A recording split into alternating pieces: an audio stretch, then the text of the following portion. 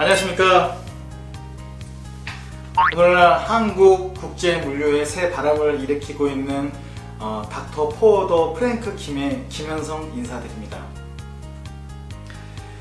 지난주에 그 전기버스를 첫 방송을 시작으로 벌써 2회차 그 의류의 수입은 이렇게 하라라는 제목을 가지고 오늘도 모 관세사에서 그 열일하시는 또 우리 노현준 부장님 모시고 함께 이야기 나눠보도록 하겠습니다. 안녕하십니까? 안녕하십니까? 네. 이제 이야기에 앞서서 먼저 그 가먼트 수입 시에 운송에 관한 몇 가지 주의사항을 먼저 말씀을 드리고 시작을 할까 합니다. 자, 이제 이게 운송을 하다 보면 특별히 이제 컨테이너 해상으로 수입하는 경우들이 많이 있습니다. 이제 그러다 보니 FCL이나 20피트 FCL을 쓴다던가 40피트 FCL을 쓸 때는 박스에 파손이 많이 없습니다.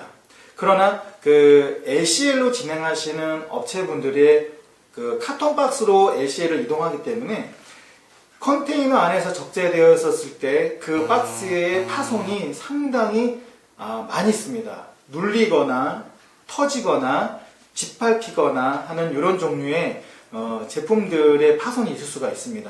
이런 제품들을 수입하는 데 있어서 업체분들이 가장 주의해야 될 점들은 포장을 잘 해오셔야만이 파손이 또는 이제 박스가 찢어지거나 터지거나 하는 부분들 또는 컨테이너를 적출하는 보세 창고에서 적출할 때 짓밟히는 경우들이 없습니다. 그래서 팔레트 작업을 꼭 해오라고 저는 권해드리고 싶습니다.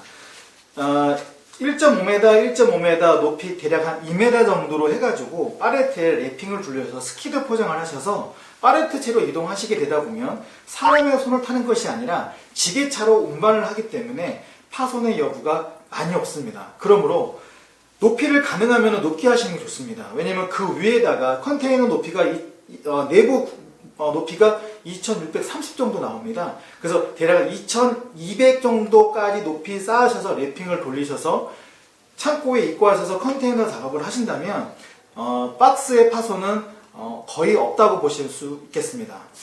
자, 아무튼 운송하는 데 있어서 정말 중요한 부분을 체크해 드렸고요. 이에 관련하여 코딩에 관련된 문의사항이 있으신 분들은 언제든지 문의 주시면 상세히 설명해 드리도록 하겠습니다. 자, 부장님, 예. 오늘도 이렇게 눈길을 잘 뚫고 오셨는데 어떻게 오늘 오를 때 좀 괜찮으셨나요? 예, 괜찮습니다. 그래요. 이렇게 매주 이렇게 계신 곳이? 영종도. 영종도. 예, 인천공항. 네, 인천공항. 그쪽에 이제 관세사에서 근무를 오래 하셨고, 이제 이곳 서울까지 직접 오셔서 이 방송을 같이 해주시느라 참 고생이 많습니다. 예. 네. 자, 지난주에 이제 첫 방송 이후에 많은 업체분들이 전화 오셔가지고 전기버스에 관련해서 수입을 어떻게 하는 거에 대해 문의를 많이 주셨습니다. 매우 감사드리고요. 충분한 설명이 되는지 모르겠지만 앞으로도 여러분들에게 좋은 정보를 전달해드리는 무통 클리닉이 되도록 하겠습니다. 자, 부장님. 네. 지난주에 이어서 이제 예고한 대로 예. 오늘은 이제 의류를 이제 수입하는 데 있어서 가장 중점적인 네. 어떤 것들, 그 다음에 이제 오늘은 특별히 소재는 뭐 특별히 굳이 이제 하자면 뭐 니트 가디건을 일단 잡긴 했는데 네. 이제 이에 관련된 어떤 그런 기타 HS 코드, 예. 네, 그 다음에 수입 시 주의해야 할 사항과 네. 원산지 증명서 등으로 얼마나 할인 관세가 적용되는지에 예. 대해서 어떤 업체분들이 많이 알고 싶어 할 겁니다. 네, 네. 예, 그 부분에 대해서 좀 한번 시원하게 설명 좀 해주십시오. 예, 알겠습니다. 일단 뭐 의류가 워낙 다양하다 보니까 네. 이 HS 코드 자체도 엄청 좀 방대합니다. 이게 방대하죠. 의류 부분만 해도. 네, 맞습니다. 크게 지금 의류 같은 경우는 편물 제품과 비편물 제품이 구분이 되고 네.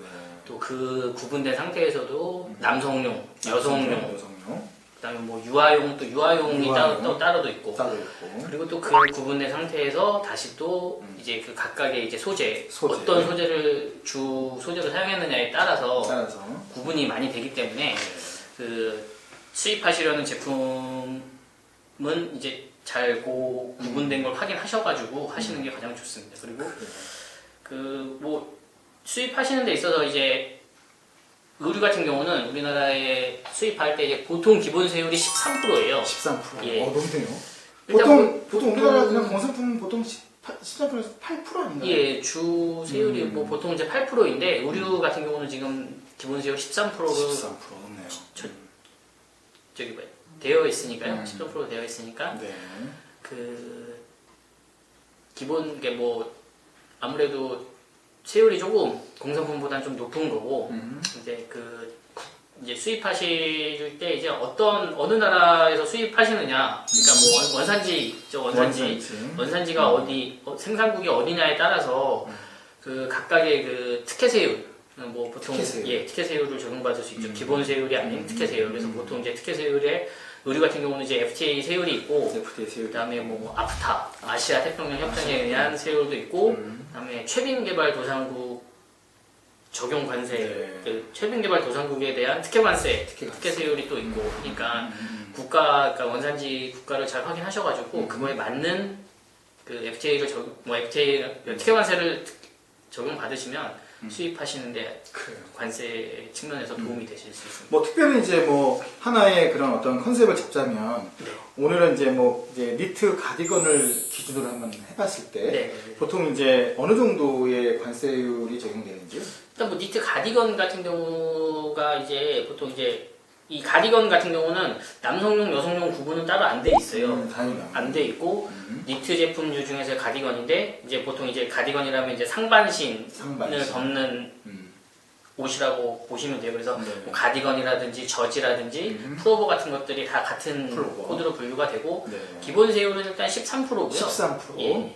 국가별로 이제 조금씩 이제 특혜관세에 적용받을 수 있는 세율 차이가 있습니다. 그래요. 그러면 저기 부장님, 그러면 가까운 중국은 그 세번과 HS 코드 또는 관세율이 어느 정도 적용되는지 한번 간단하게 한번 설명해 주시죠. 간단하게 예를 들어서 이제 뭐 아까 말씀하신 그 니트 가디건 같은 경우에 보통 이제 6110 예, 그쪽으로 품목 분류가 되고 거기서 이제 소재별로 또 뭐 6110에 11, 뭐 1, 2 뭐 이런 식으로 나눠지게 되고 그렇게 나눠지게 되고 세율 같은 경우는 이제 기본 세율은 13%인데 한중 FTA를 받으시면 한중 그렇죠. 한중 FTA를 받으시면 이제 뭐 우리 그 동물의 털 캐시미어 같은 경우는 3.9%. 그다음에 그 인조섬유 같은 경우는 그러니까 인조섬유, 합성섬유 같은 경우는 13%를 그냥 적용받아요. FTA를 받아도. 그래요?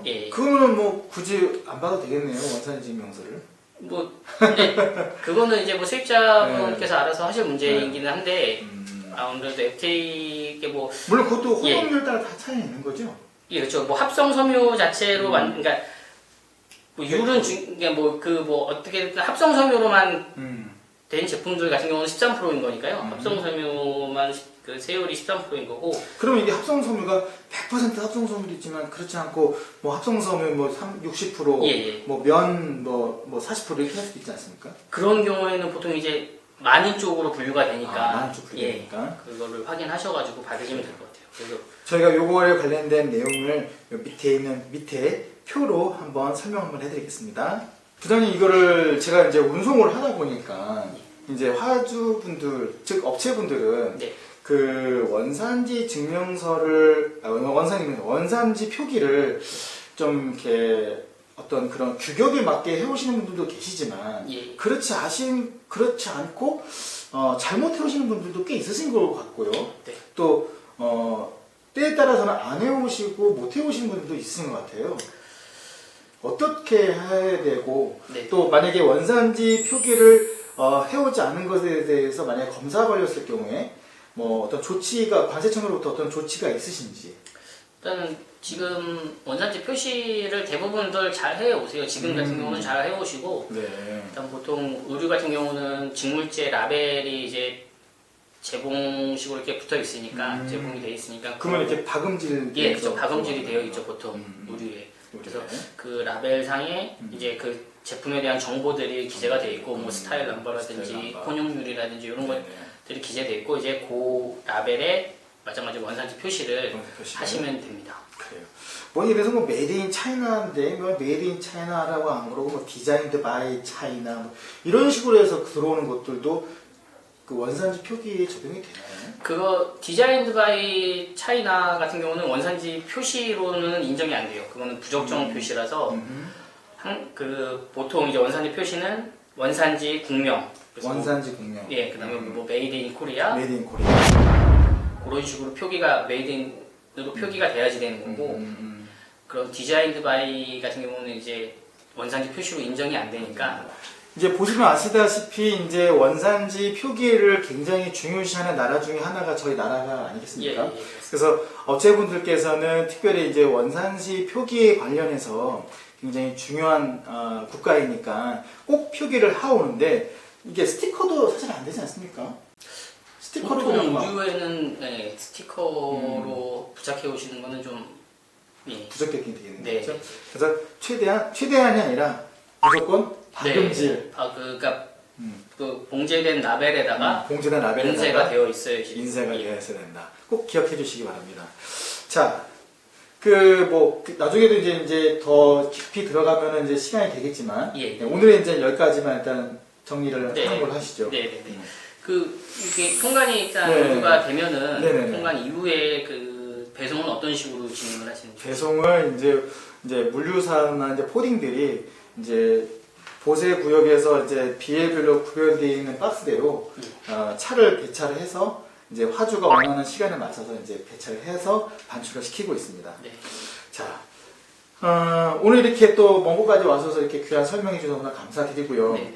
저희가 이제 다음 주에 이제 3회 때부터는 좀 더 실질적이고 예. 좀 더 구체적인 내용을 다루기 위해서 다음 주에는 저희가 이제 식품 검역에 관련해서부터 시작을 한번 해보고 싶습니다. 예를 들어서 식품 검역을 하려면은 어떤 절차를 밟아야 되는지, 또 어떤 제품은 또 식품 검역에 정밀을 받아야 되는지, 네. 또 어떤 거는 정밀을 안 받고 그냥 갈 수 있는지, 이런 어떤 제품들의 어떤 세관 통관에 있어서 절차들에 관해서 좀 자세히 다뤄보는 시간을 가지려고 합니다. 네. 네.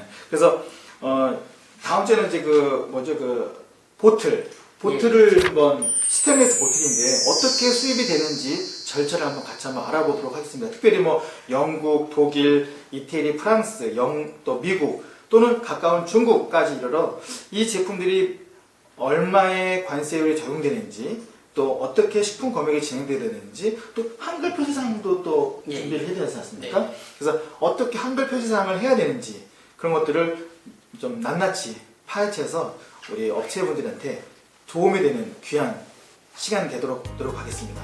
자, 오늘 이렇게 귀하게 시간 내주셔서 정말 감사드리고 한 주간도 저희 무통 클리닉을 기다려 주시기를 바라면서 좋은 정보 잘 편집해서 여러분들에게 전달해 드리도록 하겠습니다. 고맙고 감사드립니다. 아차! 그리고 이 정보가 이 동영상에 혹시 도움이 되셨다면 좋아요와 구독을 꼭 눌러주시기 바랍니다. 감사합니다.